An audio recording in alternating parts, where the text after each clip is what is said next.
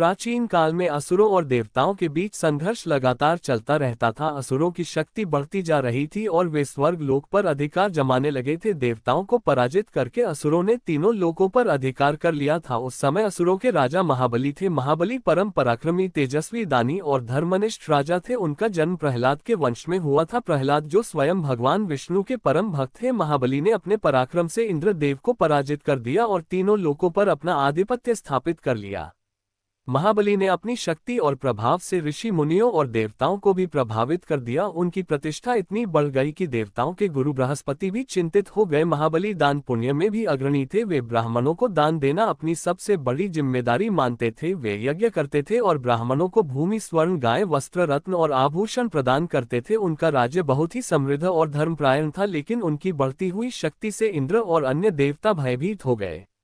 देवताओं की यह स्थिति देखकर इंद्रदेव की माता अदिति ने भगवान विष्णु से प्रार्थना की कि वे देवताओं की रक्षा करें और उन्हें पुनः स्वर्ग लोक प्राप्त हो। अदिति ने एक व्रत का पालन किया जो कि प्योव्रत कहलाता है। इस व्रत का पालन करके उन्होंने भगवान विष्णु को प्रसन्न किया। भगवान विष्णु ने प्रकट होकर अदिति से वर मांगने को कहा। तब अदिति ने विनम्र भाव से कहा कि हे प्रभु, आप स्वयं मेरे गर्भ से जन्म लें और देवताओं की रक्षा करें। भगवान विष्णु ने अदिति की प्रार्थना स्वीकार की और वामन अवतार धारण करने का निश्चय किया। भगवान विष्णु ने अदिति के गर्भ से वामन रूप में जन्म लिया। उनका रूप एक छोटे ब्राह्मण बालक का था। उनका वर्ण गौर था और वे अत्यंत तेजस्वी दिखते थे। उनके जन्म से चारों ओर हर्ष और उल्लास का वातावरण फैल गया। ऋषि कश्यप ने उनके संस्कार किए और वेदों की शिक्षा दी। वामन भगवान ने अपने ज्ञान और तेज से सभी को प्रभावित कर दिया। जब वे यज्ञ भूमि में पहुंचे तब महाबली एक भव्य यज्ञ कर रहे थे जिसमें वे सभी योग्य ब्राह्मणों को दान दे रहे थे। महाबली ने जब वामन बालक को देखा तो वे उसकी तेजस्विता से प्रभावित हुए और बोले, हे ब्राह्मण कुमार, आप बताएं कि आपको क्या चाहिए, मैं आपकी सेवा करने को तत्पर हूँ।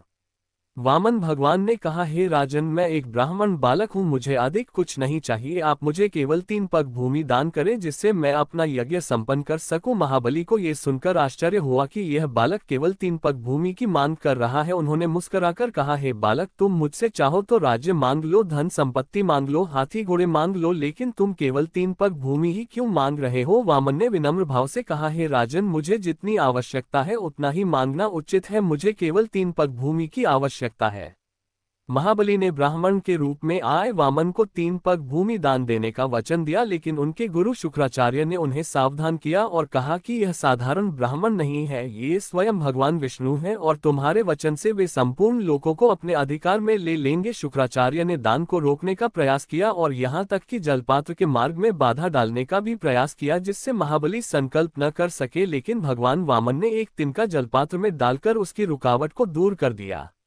महाबली अपने वचन से पीछे नहीं हटे और उन्होंने वामन को 3 पग भूमि दान देने का संकल्प किया। जैसे ही संकल्प पूरा हुआ, वामन बालक का रूप विराट हो गया। उनका आकार इतना विशाल हो गया कि उनके एक पग में संपूर्ण पृथ्वी समा गई, दूसरे पग में आकाश और स्वर्ग लोक समा गया। अब तीसरे पग के लिए कोई स्थान शेष नहीं बचा। वामन ने महाबली से पूछा, हे राजा, अब बताओ मैं अपना तीसरा पग कहाँ रखूं? तुमने मुझे 3 पग भूमि दान दी है, लेकिन 2 पगों में ही संपूर्ण सृष्टि आ गई है, अब तीसरा पग कहाँ रखा जाए?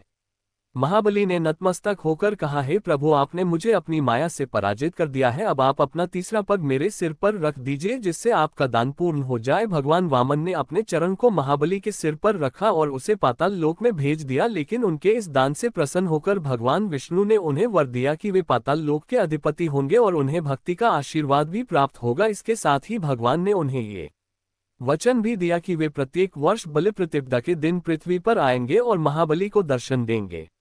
महाबली ने भगवान से प्रार्थना की कि उन्हें हर वर्ष पृथ्वी पर आकर अपने भक्तों के साथ रहने का अवसर प्राप्त हो। भगवान ने उनकी यह प्रार्थना स्वीकार कर ली और कहा कि बलि प्रतिपदा के दिन लोग तुम्हारा पूजन करेंगे और तुम्हारी कथा का श्रवण करेंगे, तुम्हारा नाम यशस्वी होगा और तुम्हें सच्चे दानवीर के रूप में पूजा जाएगा। इस प्रकार वामन अवतार के माध्यम से भगवान विष्णु ने देवताओं को पुनः उनका स्थान दिलाया और महाबली को भक्ति का वरदान देकर उन्हें अमरत्व प्रदान किया।